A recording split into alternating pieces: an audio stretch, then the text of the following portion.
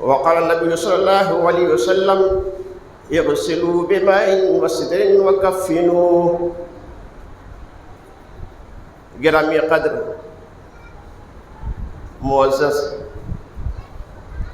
حاضرین جمعہ، اسلامی بھائیوں، نوجوان ساتھیوں، عزیز بچوں، اللہ تعالیٰ کی توفیق اور اس کے فضل و کرم سے آج میں نہایت ہی اہم عنوان لے کر آپ کی خدمت میں حاضر ہوا ہوں. اب آپ چاہے تو اس عنوان کو بغور سماعت فرما کر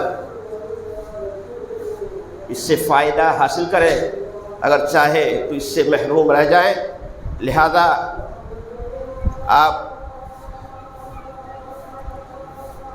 آج کا جو اہم عنوان ہے بغور سماعت فرمائیں تاکہ آپ کو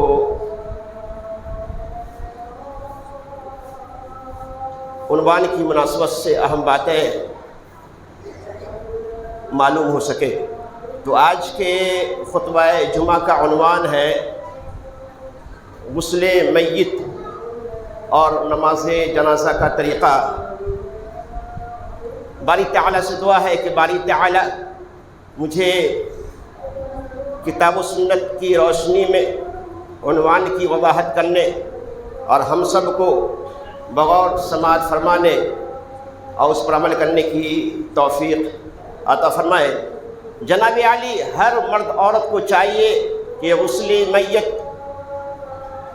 تکفین میت یا نماز جنازہ وغیرہ کا طریقہ سنیں، سیکھیں اور جانیں، اور خرافات، سنی سنائی اور دیکھا دیکھی باتوں سے بچتے ہوئے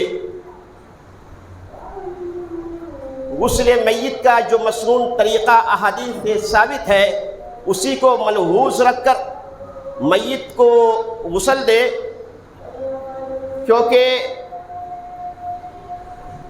اکثر سماج اور معاشرے میں میت کو غسل دینے والے ایک دو بزرگ حضرات ہوتے ہیں، اور جب کسی کی وفات ہوتی ہے تو انہی کو بلایا جاتا ہے، اور ان میں سے بعض ایسے رہتے ہیں جو اکثر اناری رہتے ہیں، انہیں غسل میت کا طریقہ معلوم نہیں رہتا، لیکن چونکہ وہ غسل دیتے آئے ہیں میت کو اور وہ سماج اور معاشرہ میں معروف ہے، اسی لیے لوگ ان کو ترجیح دیتے ہیں. اور بعض جگہ تو ایسی ہیں جہاں واللہ تکفین میت اور نماز جنازہ میں محض اس وجہ سے تاخیر ہو جاتی ہے کہ میت کو غسل دینے والے لوگ نہیں ملتے. مرد ہے تو مرد نہیں ملتے، میت عورت ہے تو عورت نہیں ملتی. دور دور سے کرائے پر پیسے دے کر میت کو غسل دینے والے شخص کو بذریعہ فون بلایا جاتا ہے. لہذا آج کے خطبہ جمعہ میں غسل میت، تدفین میت اور نماز جنازہ وغیرہ کا طریقہ نہایت ہی اختصار کے ساتھ بتایا جائے گا. آپ بغور سماعت فرمائے. اور ہر شخص کو ایک نہ ایک دن موت سے ہمکنار ہونا ہے، لہذا آپ بغور سماعت فرمائیں. اور جب کبھی آپ کے والد، آپ کے بھائی، آپ کے چچا یا آپ کے رشتہ دار میں کسی کی بھی وفات ہو تو آپ خود اپنے دست مبارک سے، اپنے ہاتھ سے ان کو غسل دے سکیں، کیونکہ افضل اور بہتر یہی ہے کہ میت کا قریبی رشتہ دار میت کو غسل دے. اللہ کے نبی صلی اللہ علیہ وسلم کی جو وفات ہوئی تھی تو آپ کو غسل آپ کے قریبی رشتہ دار ہی نے دیا تھا، جن کے اسماء گرامی یہ ہیں: آپ کے چچا حضرت عباس، آپ کے چچازاد بھائی اور داماد حضرت علی بن ابی طالب، آپ کے چچازاد بھائی فضل اور قسم بن عباس رضی اللہ عنہما، آپ کے غلام حضرت سقران اور آپ کے اسامہ بن زید رضی اللہ عنہ اجمعین، انہی لوگوں نے آپ کو غسل دیا تھا. یہ کتنی افسوس کی بات ہے کہ جس باپ نے آپ کے لیے بے انتہا قربانیاں دیں، انتقال کے بعد آپ ان کو اپنے ہاتھ سے غسل دینے اور ان کی قبر پر دعا کرنے سے محروم رہ جائے. لہذا آج آپ یہ ارادہ کریں کہ آج ہمیں غسل میت وغیرہ کا طریقہ سیکھ کر جانا ہے، اور جب کبھی بھی ہمارے رشتہ دار میں چاہے باپ ہو، بھائی ہو یا چچا ہو، کسی کا بھی انتقال ہو جائے، کسی کی وفات ہو جائے تو ہم خود اپنے ہاتھ سے ان کو غسل دیں گے. یہ ارادہ کر کے جائیں اور طریقہ سیکھ کر جائیں. اور غسل دینے میں، میت کو غسل دینے میں شرم و عار محسوس نہ کریں، ڈر اور خوف محسوس نہ کریں. بعض لوگ ایسے ہیں کہ ان کو میت کو غسل دینے کا طریقہ معلوم ہے لیکن وہ ڈر اور خوف محسوس کرتے ہیں کہیں ایسا نہ ہو کہ یہ میت ہمارے خواب میں آ جائے. ایسی بات نہیں، بلکہ میت کو غسل بغرض ثواب دے. مستدرک حاکم کی حدیث میں ہے کہ جس شخص نے میت کو غسل دیا، اس کے عیبوں کو چھپایا. میت کو غسل دیتے وقت اس کے اندر جو عیب ہو ان کو چھپانا چاہیے. جس طرح سے زندگی میں عیوب پر پردہ رکھنے کا حکم دیا گیا ہے، اسی طرح انتقال کے بعد بھی اگر کسی کے اندر کوئی عیوب ہو تو ان پر پردہ ڈالنا چاہیے. من ستر مسلما سترہ اللہ فی الدنیا والآخرہ. تو جس نے کسی کے عیوب پر پردہ ڈالا، اللہ تعالیٰ دنیا اور آخرت میں اس کے عیبوں پر پردہ ڈالے گا. تو جس نے کسی مسلمان میت کو غسل دیا، اس کے عیبوں کو چھپایا، تو اللہ تعالیٰ اسے معاف کرتا ہے. کتنی مرتبہ؟ ایک مرتبہ نہیں، 2 مرتبہ نہیں، 40 مرتبہ معاف کرتا ہے. اور جس نے کسی میت کو قبر کھود کر اس کو اس میں دفن کیا تو اس کا ثواب اتنا ہے جیسے اس نے قیامت تک کسی کے لیے رہائش کا انتظام کر دیا. اور جس نے کسی میت کو کفن دیا یا کفن پہنایا، اللہ تعالیٰ اس کو جنت کا لباس پہنائے گا. تو یہ ثواب ہے میت کو غسل دینے کا. غسل 2 طرح کا ہوتا ہے. ایک ہے عام غسل. یہ وہ غسل ہے جو ضروری اور واجب نہیں. آدمی بغیر غسل کے بھی نماز اور قرآن کی تلاوت کر سکتا ہے، لیکن پھر بھی نشاط حاصل کرنے کے لیے آدمی غسل کرتا ہے تو اس کو عام غسل کہا جاتا ہے. ایک غسل ہے فرض غسل. یہ وہ غسل ہے جو آدمی پر واجب اور ضروری ہے. اور غسل کو واجب کر دینے والی اشیاء 5 ہے. نمبر ایک بیوی سے ہم بستری کرنا. نمبر 2 احتلام کا ہونا. نمبر 3 حیض اور نفاس کا ختم ہونا. نمبر 4 اسلام قبول کرنا. نمبر 5 موت آنا. موت آ جائے تو اس کو غسل دینا واجب ہے. دلیل صحیح بخاری کی یہ حدیث ہے. آپ نے فرمایا اغسلوہ بماء وسدر وکفنوہ، کہ مردے کو پانی اور بیری کے پتوں کے ساتھ غسل دو اور اسے کفن دو. اور میت کو غسل دینے کا طریقہ ہم لوگوں نے سمجھا ہے بہت بھاری ہے، حالانکہ نہیں. میت کو غسل دینے کا طریقہ نہایت سہل اور آسان ہے. غسل میت کا جو طریقہ، غسل جنابت کا جو طریقہ ہے، بالکل اسی کے قریب، بس کچھ ہی فرق ہے. میت کا غسل دینے کا وہی طریقہ اسی طرح ہے. تو جب آپ میت کو غسل دینے کا ارادہ کریں تو سب سے پہلے اس کے جسم پر جو کپڑا ہے اس کپڑے کو آپ نکال دیں. یعنی ہاتھ میں جو کپڑے ہو تو آستین کے کپڑے کو کینچی سے کاٹ دیں. پھر دوسرے ہاتھ کے کپڑے کو کینچی سے کاٹیں، پھر اس کو نکال دیں. پھر اس کا کپڑا ایزار، پینٹ، لنگی جو بھی ہو اس کو آہستہ آہستہ نکال دیں. اس کے بعد مرد کا سطر ہے ناف سے لے کر گھٹنے تک، تو اس سطر کو کسی کپڑے سے ڈھانپ دیں. اس کے بعد آپ غسل کی نیت کریں، بسم اللہ کہیں، اور غسل دینے سے پہلے میت کے پیٹ کو آہستہ آہستہ دبائیں تاکہ کوئی گندگی وغیرہ ہو تو وہ نکل جائے. اس کے بعد بائیں ہاتھ پر کپڑے کا دستانہ چڑھا کر اس کا استنجا کروائیں، یعنی گندگی کو صاف کریں. اس کے بعد وہ میت کو وضو کروائیں. جس طرح سے ہم غسل جنابت میں پہلے شرمگاہ کو صاف کرتے ہیں یا گندگی صاف کرتے ہیں، پھر اس کے بعد وضو کرتے ہیں، اسی طرح میت کو وضو کروائیں. لیکن ہم کلی کرتے ہیں، ناک میں پانی ڈالتے ہیں، لیکن یہ تو مرے ہوئے ہیں، لہذا ناک، منہ، دانت، کان وغیرہ کو گیلی روئی سے صاف کر دیں. پھر منہ کو دھوئیں، دونوں ہاتھ دھوئیں، پھر سر کا مسح کروائیں، پھر اس کے بعد دونوں پاؤں دھوئیں. غسل ہو گیا. اب یہ وضو ہو گیا. اب اس کے بعد کیا کرنا ہے؟ سب سے پہلے اس کے سر کو دھوئیں، صابن لگائیں، سر کو اچھی طریقے سے دھوئیں. اس کے بعد پہلے دائیں حصے کو، دایاں ہاتھ دایاں پاؤں، یعنی دائیں حصے کو، پہلے بدن کے پورے حصے کو گیلا کر دیں. پھر اس کے بعد دائیں حصے کو اچھی طریقے سے دھوئیں، اور پھر اس کے بعد پیچھے کے حصے کو، پیٹھ کو بھی اچھی طریقے سے دھوئیں. اور اس کے جب دائیں حصے کو آپ دھو چکے تو اس کے بعد بائیں حصے کو بھی اسی طرح دھوئیں. اب یہ ایک غسل ہو گیا. دائیں حصے کو پہلے دھوئے، وضو کی جگہ سے دھونے کی، داہنی جانب سے وضو کی جگہ سے دھونے کی ابتدا کی جائے. تو دائیں حصے کو آپ نے دھو لیا. اس کے بعد میت کے بائیں حصے کو آپ دھوئیں، تو یہ ایک غسل ہو گیا. اسی طرح میت کو 3، 5، 7 غسل دینا چاہیے۔ ہاں، غسل میں بیری کا پتا ملانا یہ مستحب ہے۔ بیری کا پتا، غسل کے پانی میں بیری کا پتا ملانے کا طریقہ یہ ہے کہ پانی میں بیری کا پتا ڈال کر اس کو ابالیں اور نیم گرم پانی سے میت کو غسل دیں۔ اس کے بعد جب آخری مرتبہ غسل دینا ہو، یعنی آپ نے 2 مرتبہ غسل دے دیا اور آپ کا ارادہ ہے کہ تیسرا غسل، یا 4 مرتبہ غسل دیا اور 5واں غسل یہ آخری غسل ہے، تو جب آخری مرتبہ غسل دیں تو پانی میں کافور ملائیں۔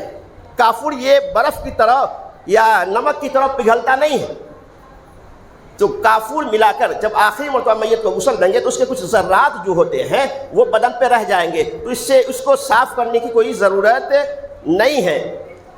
اسی طرح امام شوکانی کہتے ہیں کہ پانی میں کافور ملانے سے میت خوشبودار ہو جاتی ہے اور اس وقت فرشتے بھی آتے ہیں، اور جس چیز میں کافور ملائی جائے وہ چیز جلد متغیر نہیں ہوتی ہے اور موذی جانور میت کے قریب نہیں آتے ہیں، اس لیے کافور ملانا یہ سنت ہے۔ اسی طرح مرد کو مرد، عورت کو عورت غسل دے۔ البتہ شوہر اپنی بیوی کو اور بیوی اپنے شوہر کو غسل دے سکتی ہے، جیسا کہ حضرت عائشہ رضی اللہ عنہا سے ایک مرتبہ اللہ کے نبی صلی اللہ علیہ وسلم نے فرمایا، اے عائشہ اگر تو میری زندگی میں انتقال کر گئی تو میں تجھے غسل دوں گا، میں تجھے کفن پہناؤں گا اور نماز جنازہ پڑھ کے دفن کر دوں گا۔ لیکن بعض لوگ کہتے ہیں کہ موت مثل طلاق ہے، یعنی جب عورت کی وفات ہو جاتی ہے تو میاں بیوی کا رشتہ ٹوٹ جاتا ہے۔ کیوں؟ اس لیے کہ موت مثل طلاق ہے، لہذا بیوی کے انتقال ہونے کے بعد شوہر کو بیوی سے دور رکھا جاتا ہے، نہ تو اسے چھونے دیا جاتا ہے، نہ تو انہیں دیدار کرنے دیا جاتا ہے۔ استغفر اللہ۔ کیوں؟ اس لیے کہتے ہیں موت مثل طلاق ہے، موت مثل طلاق ہے، حالانکہ انتقال سے کوئی رشتے ختم نہیں ہوتے ہیں۔ جو باپ ہے وہ انتقال کے بعد بھی وہ باپ رہے گا، جو بہن ہے وہ انتقال کر جائے گی تو بھی وہ بہن رہے گی، جو بھائی ہے وہ انتقال کرنے کے بعد بھی وہ بھائی رہیں گے۔ تو میاں بیوی کا رشتہ جو اتنا گہرا رشتہ ہوتا ہے کہ اس سے اتنا گہرا رشتہ جس کی کوئی انتہا نہیں ہے، اور ان دونوں میں جو محبت ہوتی ہے وہ اتنی دائمی محبت ہوتی ہے کہ موت کے بعد بھی وہ محبت ختم نہیں ہوتی ہے، بلکہ یہ محبت اس قدر مضبوط ہے کہ اگر یہ دونوں جنتی ہے تو جنت میں بھی یہ دونوں میاں بیوی ایک ساتھ رہیں گے۔ یہ ان دونوں میں اتنی گہری محبت ہوتی ہے کہ اسی محبت کی بنیاد پر ایک مرتبہ فاطمہ رضی اللہ عنہا نے یہ وصیت کی تھی کہ جب میری وفات ہو جائے تو مجھے میرے شوہر علی ابن ابی طالب ہی غسل دیں گے، میرے شوہر علی ابن ابی طالب ہی غسل دیں گے۔ یہ سنن دارمی کی روایت ہے۔ اسی وصیت کے بنیاد پر جب حضرت فاطمہ رضی اللہ عنہا کی وفات ہوئی تھی تو علی ابن ابی طالب نے غسل دیا تھا۔ یہی نہیں بلکہ آج لوگوں نے دین کو چونچوں کا مربع بنا دیا۔ آج لوگ کہتے ہیں کہ موت مثل طلاق ہے، موت کے بعد شوہر اپنی بیوی کو اسی طرح نہیں دیکھ سکتا ہے، نہیں دیدار کر سکتا ہے، نہ چھو سکتا ہے جس طرح سے طلاق کے بعد وہ اس کو نہ دیکھ سکتا ہے نہ چھو سکتا ہے۔ لیکن کہیے محترم جناب علی، اس کی کوئی دلیل آپ کے پاس ہے؟ تو وہ آئیں بکتے ہیں۔ تو لوگوں نے دین کو چونچوں کا مربع بنا دیا ہے۔ شریعت کی ایک نہیں، 2 نہیں، کئی ایسی مثالیں ہیں جو اس بات کی جو مثالیں وضاحت کرتے ہیں کہ موت کے بعد میاں بیوی کا رشتہ ختم نہیں ہوتا۔ اسی طرح حدیث کی سب سے پہلی کتاب ہے موطا امام مالک علیہ رحمہ نے اپنی سب سے پہلی کتاب موطا امام مالک کتاب الجنائز میں لکھا ہے کہ جب حضرت ابو بکر صدیق رضی اللہ عنہ کی وفات ہوئی تھی تو ان کی اہلیہ حضرت اسماء بنت عمیس نے ان کو غسل دیا، اور غسل دینے کے بعد انہوں نے مہاجرین صحابہ کرام سے مسئلہ پوچھا کہ میں روزے سے ہوں، اسماء بنت عمیس نے مسئلہ پوچھا، میں روزے سے ہوں اور سخت ٹھنڈی کا موسم ہے تو کیا غسل کرنا میرے لیے ضروری ہے؟ تو صحابہ کرام نے کہا نہیں، غسل کرنا ضروری نہیں۔ یہاں لوگ اکثر لوگ اس طرح کی بھی ہے جو اس وجہ سے میت کو غسل نہیں دیتے ہیں کہ میت کو غسل دینے سے ہم کو بھی غسل کرنا پڑے گا. میت کو غسل دیتے وقت غسل کا پانی کا چھینٹا جب کپڑوں میں پڑتے ہیں تو لوگ سمجھتے ہیں یہ کپڑا ناپاک ہو گیا، حالانکہ ایسی بات نہیں. میت کو غسل دیتے وقت اگر پانی کا چھینٹا آپ کے کپڑے میں پڑے تو اس کپڑے میں آپ نماز پڑھ سکتے ہیں. اسی طرح میت کو غسل دینے کے بعد غسل کرنا ضروری نہیں. جیسا کہ اسماء بنت عمیس نے صحابہ کرام سے مسئلہ پوچھا تو صحابہ کرام نے کہا نہیں، میت کو غسل دینے کے بعد غسل کرنا ضروری نہیں ہے. اسی طرح میت کو کندھا دینا، شیخ ناصرالدین البانی فرماتے ہیں کہ میت کو کندھا دینا یہ واجب ہے، لیکن بعض لوگ اس لیے میت کو کندھا نہیں دیتے کہ میت کو کندھا دینے پر وضو کرنا ضروری ہوگا، حالانکہ ایسی بات نہیں. میت کو کندھا دینے جس طرح سے میت کو غسل کرنے سے غسل کرنا ضروری نہیں، اسی طرح میت کو کندھا دینے سے وضو کرنا ضروری نہیں ہے. تو معلوم ہوا کہ موت مثل طلاق یہ بے بنیاد بات ہے، غلط بات ہے. یہ اس طرح کی بات کہتے ہیں ان کے پاس کوئی قرآن و حدیث کی دلیل موجود نہیں ہے. تو یہ ہے مرد کے غسل دینے کا طریقہ. لیکن میت اگر عورت ہو تو ان تمام باتوں کے ساتھ ساتھ 3 اہم باتوں کا بھی خیال رکھیں. میت اگر عورت ہو تو پہلی بات یہ کہ اس کے بال کی چوٹیاں بندھی ہوئی ہو تو ان کی بالوں کی چوٹیوں کو کھول دیں. پھر غسل کرنے کے بعد ان کے بالوں کی کنگھی کریں. تیسری بات یہ کہ بالوں کی کنگھی کرنے کے بعد ان کی بالوں کی 3 چوٹیاں بنا کر پیچھے لٹکا دیں. ان تمام باتوں کی دلیل ام عطیہ رضی اللہ عنہا کی حدیث ہے جس میں انہوں نے حضرت زینب رضی اللہ عنہا جو نبی صلی اللہ علیہ وسلم کی بڑی دختر ہے ان کے غسل کی تفصیل بیان کی ہے، جو صحیح بخاری، صحیح مسلم، سورہ نسائی اور احادیث کی دیگر کتابوں میں موجود ہے. تو یہ غسل میت کا طریقہ ہوا جو میں نے اختصار کے ساتھ آپ کے سامنے پیش کی ہے. اسی طرح نماز جنازہ کا طریقہ بھی نہایت ہی سہل اور آسان ہے. نماز جنازہ میں عام طور پر لوگ سری قرات کرتے ہیں، اس لیے لوگ سمجھتے نہیں کہ پہلی تکبیر کے بعد، دوسری تکبیر کے بعد، تیسری تکبیر کے بعد کیا پڑھا جاتا ہے. لہذا چاہیے یہ تھا کہ کبھی کبھی نماز جنازہ سے جہری بھی پڑھائی جائے، کیونکہ نماز جنازہ کی قرات جہری اور سری دونوں طرح ثابت ہے. حضرت عبداللہ بن عباس رضی اللہ عنہما نے ایک مرتبہ جہری قرات کی اور جب نماز سے فارغ ہوئے تو آپ نے فرمایا میں نے ایسا اس لیے کیا تاکہ تم لوگ جان جاؤ کہ یہ بھی سنت ہے. اسی طرح ابو عبد الرحمن عوف بن مالک کی ایک حدیث ہے جس کو میں بھی بیان کرتا ہوں، اس سے بھی پتہ چلتا ہے کہ نماز جنازہ میں کبھی کبھی قرات جہری بھی یعنی بلند آواز سے بھی کی جائے. دوسری بات یہ کہ نماز جنازہ سے متعلق احادیث مرفوعہ میں سے کسی میں بھی تکبیر تحریمہ کے بعد دعائے ثنا پڑھنا ثابت نہیں ہے. جو چیز ثابت ہے وہ یہی ہے کہ سورہ فاتحہ پڑھی جائے. البتہ بعض احادیث سے سورہ فاتحہ کے ساتھ ساتھ کوئی سورہ پڑھنے کا حکم ہے، جیسا کہ عبداللہ بن عباس اس کے تعلق سے ایک حدیث مروی ہے کہ انہوں نے ایک مرتبہ نماز جنازہ پڑھائی تو اس میں آپ نے سورہ فاتحہ کے بعد کوئی سورہ کی تلاوت کی اور بلند آواز سے آپ نے قرات کی. تو معلوم ہوا کہ نماز جنازہ میں سورہ فاتحہ، نماز جنازہ میں دعائے ثنا پڑھنا نبی صلی اللہ علیہ وسلم سے ثابت نہیں ہے. اسی طرح نماز جنازہ کی تکبیرات 4 مسنون ہیں، جیسا کہ نجاشی کی جب وفات ہوئی تو اللہ کے نبی صلی اللہ علیہ وسلم نے صحابہ کرام کو جنازہ گاہ کی طرف لے گئے اور وہاں آپ نے نجاشی کی نماز جنازہ 4 تکبیروں کے ساتھ، کتنی تکبیر؟ 4 تکبیروں کے ساتھ پڑھائی. پہلی تکبیر کے بعد سورہ فاتحہ یا کوئی دوسری سورہ، تیسری تکبیر کے بعد درود شریف اور چوتھی تکبیر کے بعد جنازہ کے بعد کی پہلی تکبیر کے بعد سورہ فاتحہ، تکبیر تحریمہ کے بعد سورہ فاتحہ، دوسری تکبیر کے بعد درود شریف اور تیسری تکبیر کے بعد دعائے نماز جنازہ کی جو دعا ہے وہ پڑھی جائے اور چوتھی تکبیر کے بعد سلام پھیرا جائے. نماز جنازہ کے بعد کی جو دعا ہے وہ دعا یہ ہے کہ کتنی بہترین اور پیاری دعا ہے. اوف ابو عبد الرحمن اوف بن مالک کہتے ہیں صلی رسول اللہ صلی اللہ علیہ وسلم علی جنازہ فحفظت من دعائہ، اللہ کے نبی صلی اللہ علیہ وسلم نے ایک جنازے پر دعا پڑھی، فحفظت من دعائہ، میں نے آپ کی وہ دعا یاد کر لی، ویقول، آپ فرماتے تھے اللہم اغفر لہ وارحمہ وعافہ واعف عنہ واکرم نزلہ وسع مدخلہ واغسلہ بالماء والثلج والبرد ونقہ من الخطایا کما نقیت الثوب الابیض من الدرس وابدلہ دارا خیر من دارہ واہلا خیر من اہلہ وزوجا خیر من زوجہ وادخلہ الجنہ وعیذہ من عذاب القبر ومن عذاب النار حتی حدیث کے راوی اوف بن مالک کہتے ہیں حتی تمنیت ان اکون علی ذالک المیت، رواہ صحیح مسلم کتاب الجنہ باب الدعاء للمیت فی الصلاۃ۔ یہ اس حدیث کے راوی اوف بن مالک کہتے ہیں کہ یہ اس انداز میں اللہ کے نبی صلی اللہ علیہ وسلم نے یہ دعا پڑھی، حتی تمنیت،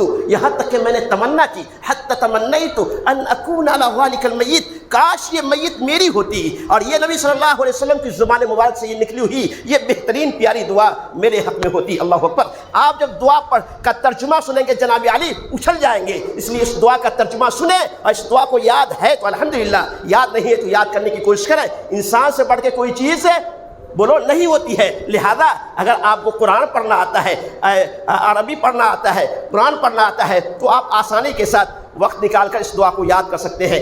اس کے بعد دوسری دعا یہ بھی ہے اللہم اغفر لحینا ومیتنا وشاہدنا وغائبنا وصغیرنا وکبیرنا وذکرنا وانثانا اللہم من احییتہ منا فاحیہ علی الاسلام ومن توفیتہ منا فتوفہ علی الایمان اللہم لا تحرمنا اجرہ ولا تفتنا بعدہ۔